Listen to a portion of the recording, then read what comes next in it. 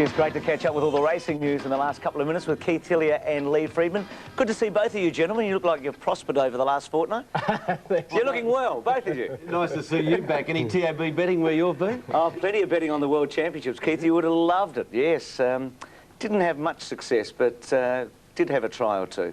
Bruce, just for a second on the Northern Hemisphere, Bold Tate, who won the Northumberland Cup, or plate, with top weight, has gone amiss and won't be coming for our Cups. He was one of the important entries. Yeah, and there's a lot of interest. I mean, I was in London briefly, but reading the London Times, tremendous interest in the Melbourne Cup. The weights are out shortly, aren't they? September the 1st, I think. Yeah, sure, yeah. OK, yesterday, the Manikato, the first of the Group 1 races. A bit of a surprise, I guess, but he was only 6-1, you remember. He's obviously going very well. Well, he is going well. This was his race yesterday, and it had an amazing aftermath too, with the winning jockey, Danny Nikolic, just back from a break, back from suspension, and he's had some trouble with his weight. He was fined the entire 5% of the jockey's winning percentage, which was $6,500. He was also suspended for a month. You'll see, you remember, Lug-In and Crowd, the place getter, Self Matthews on Brawny Spirit protest. I wonder whether he deserved a double whammy, Lee, to be fined that big amount and suspended. I'm not the right person to ask, I think. I was going to say, I'm not sure whether Lee's the right guy to answer that. But what did you think of, A, the winner? They're talking about a 7 furlong now, maybe the Health Cup. Or a mile, and B, the Bleviks and the Hurricane Skies and the Sea Skays. OK, you remember, this is his first Group 1 success. He likes the sting out of his ground. He might get away with another one, hopefully more. I thought that Hurricane Sky perhaps should have won the race. I thought Blevik was sensational. Sea Skay, the enigmatic Sea Skay at 66-1, almost calls the boil over. And there's Brawny Spirit. You'll see off Matthews stop riding, costing Brawny Spirit a place, and that was the centrepiece of the interference that Nikolic was, and he's going to appeal to. What did you think, Lee, of the really top-class horses that ran up behind you, remember? Yeah, you know, as you said, I think Sea Skay and Blevik were great runs, and I was impressed with how Richard's horse, Dana Singer, went too. I thought he ran very well for a staying sort of horse. And I think it was probably significant that you remember's always been competent sprinter, you know, against the top class, and he'd had a run under his belt, and I think that was the story of the whole day, really. Yeah, he's obviously improved. You know, you compare him, Spanish Mix won the race last year and never undercharged. They're not super horses, so it can be won by horses that are probably just below the absolute super class, but it was a good win.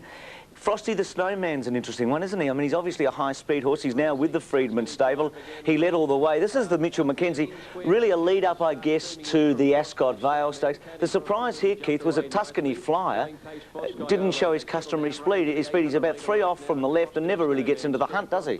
I backed Tuscany Flyer. I thought he would burn them off and hit the rail and be the one to beat, but he didn't do that. I think, obviously, the going, and we can see evidence of this here, it favours those near the rail, and that's Frosty in front. He's getting better. He's graduated from midweek class. I believe the aim is the Ascot Vale Stakes, and he's under a firm hold here. I mean, if he keeps racing in this form, he'll be at least competitive in the Ascot Vale. Gold Ace was the other interesting runner. Richard Friedman training on the fence now, making a bit of a run. Lee is a horse of great potential.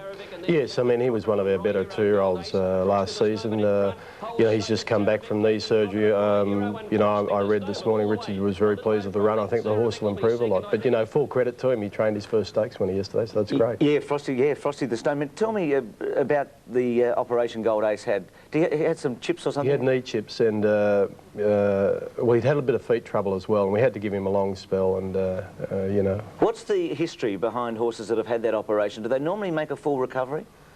Well, I think it varies. You know, it's very much an individual thing, Bruce. You know, we've had quite a few horses over the years that have had it and come back and raced perfectly well, and we've had, you know, we have had instances where they haven't. But, you know, as I say, I'll be taking Gold Ace over again in 3 weeks' time, and on what I saw yesterday, I think he's going to be competitive. When do you bounce the ball? What's the date? Fortnight next Saturday. Keen to go? Yeah, very keen. I'll bet you are. Sure he is. Keith, what about the filly, Street Talk? We won't show that. Was she as impressive as Frosty the Snowman? Well, in a way she was too, Bruce. And again, she had first to hit the fence, and again they couldn't catch her. She may get another similar race win under her belt this spring. Well, I just feel that our Maze Case race was probably a stronger one, you say. We'll get to that in a moment. The Hiskins, Not too often we've seen it at Flemington or on this day. I know it has been run on this day once before. This is really the Cox Plate, isn't it, for the jumpers. Sep Waits, Lord Veloso, who's got the bawdy face, the chestnut. He's fourth on the fence. He probably won the race here, Keith, when he saved tremendous ground up behind Best Endeavours. And it was a great finish and a good win. I think the drop in weights helped him. He's a small horse. He went from 69 to 62. Well, that's Best Endeavours clearing the last in front. He's been switched from hurdling to steeple chasing. Now, Mick Patton on Lord Veloso in the pink had to use every gram of strength to such an extent that when he hit the post, just beating Best Endeavours by the shortest margin, he gave the old punch to the air for victory sign and nearly fell off. He was exhausted. It was a $400 punch too. The stewards got him later. He's a good horseman, Mick Patton. I mean, if you watch him in that race, coming to the last fence, he steadied the horse beautifully, and then, you know, riding him out, the old legs were pumping away. You don't see that too often these days. Well, he wants to ride overseas. He wants to get a break in Ireland and ride in Europe. Would he measure up there? Would he be? Yeah, I think he would. Yeah, he's a very good horseman. Yeah, it was a good effort yesterday. He really did ride well. Our Maze-K is exciting, isn't he? We go to Sydney, the up-and-coming. This horse, Lee, was involved in some great races as a two-year-old. He always seemed to do the hard job as a two-year-old and just get run down. He's a New Zealand horse who was nearly unbeaten before he came here. He's sitting second at the moment. Flying Spur, the Golden Slipper winner, sitting fourth the fence. Looked a good run. Strategic in the cerise colours, missed the kick. Dipped and never a chance, but gee, this was impressive, wasn't he?